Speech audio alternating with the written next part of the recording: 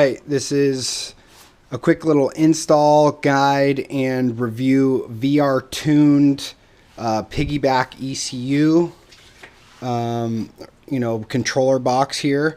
So install is pretty straightforward. This is for a 2016 Audi S7. So the only thing is the diagram shows that this is boost. So you're going to get this box and a whole loom here, right? I don't want to undo all the clips, but I'll kind of walk everybody through that. So you have 4 different things. So you have boost pressure sensor 1 and 2, and the install diagram shows this as boost pressure sensor 1. The loom won't reach there. I have boost pressure sensor 2 here, because this is the other boost pressure sensor here. So I figured it didn't matter. This says 2. Their diagram says this is 1, but it will not. It won't stretch that far. So I just reversed those. You're just basically undoing the clips, plugging the VR tuned loom in there, and then it has an other clip to plug the factory one in. So you got that. You have this here, which is the manifold air pressure sensor down here, right in here. And then I think there's a cam sensor or something. What's the other one? Yeah, camshaft sensor here. So pretty straightforward. I put this here. I don't know if anybody has any suggestions to where else I should put it. There's really not that much room. I kind of wanted to put it up here, but it wouldn't fit. So this is kind of what I got now. Mounted it there. Seems fine. Again, it took me like 20 minutes because I was kind of going, well, the diagram says boost pressure sensor 1, but at the end of the day, it's just reading boost. So I swapped those. Took me about 20 or so minutes. Now to unplug it, put it back together, probably take me 10 minutes. So that's kind of just the engine here, the install.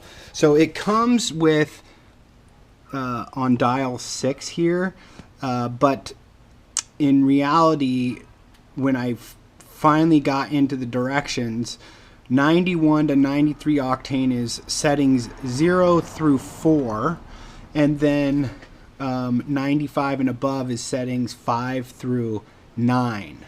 So if you have, I've been running 4, and so with some different testing, I've been running, at 4, and I feel like it's hitting a little harder at later RPMs, like 4,500 to redline. It's hitting pretty hard. But now after just putting in 95 octane and leaving at 4, well, actually I put it to 6 and it was doing kind of the same thing, put it back to 4, and now it seems like it's pulling all the way through. So in reality, when I'm not running 95 and I'm running 91, I'm going to dial this down to 3 and I think achieve more of a linear boost pattern. I think right now it's kind of, once it hits 5,000, it's all the way to redline, but I would like to, tweak that. So there is a little, tweaking that goes along with it. But so that's kind of the install. I'm going to do some poles. I have poles in the car. I'm going to go, I'll get the head mount or something, and I have a different housing, so I should be able to pick up, decent sound there. So quick little install on, where your sensors are. Pretty self-explanatory.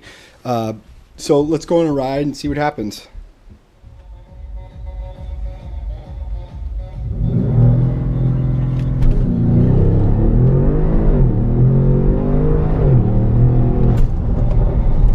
Woo! I don't know what that time was, but it's fucking pulling.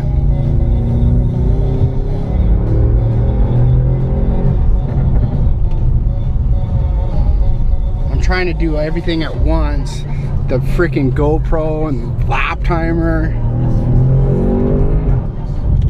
It's freaking pulling ridiculous right now. So hopefully when I go to post, we can we can edit the, or I can see the time from when I started and then see the thing to 60 miles an hour. So that's kind of my goal here. Hopefully the sound is better because I have the housing out. I have the frame on it now.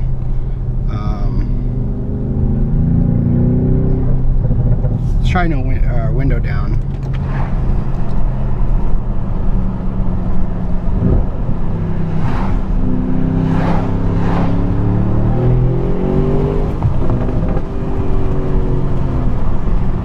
Okay, this isn't going to be 0 to 60 when I turn right here, but I can at least dump on it. Actually, fuck it.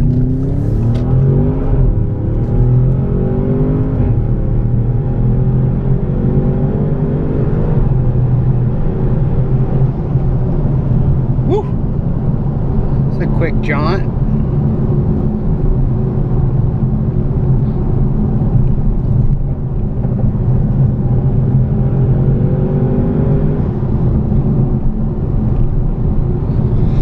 All right, so again, you know, it's pulling pretty good, and now, you know, the key is getting the settings right. I think, you know, in my mind I go, wow, let me dial it up as much as possible for octane, but I actually think dial back a little better to have more of a linear boost pattern, if you will, could be better with this unit, because with it on setting 4, I noticed it hit really hard at 40 or 4,800 RPM, but then when I bumped the gas up to 95, it's pulling way harder all the way through the rev range. So this is definitely something you need to play with, and just hitting it to the biggest, you know, the biggest dial you can based on octane, I don't think is ideal. You just got to play with it a little bit.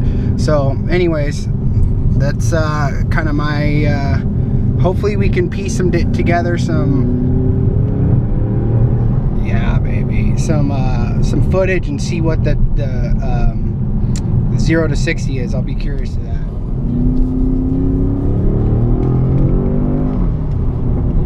Ooh.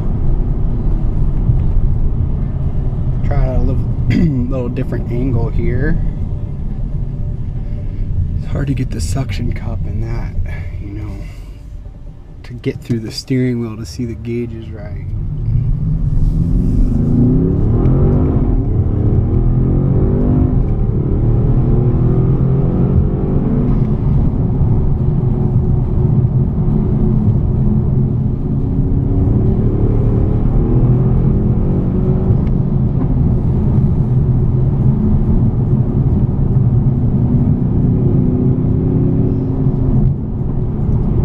Settings better, with being, you know, with the octane right and a lower setting, I feel there's more linear boost. It doesn't just fucking turn ape shit at 5,000 RPMs, you know.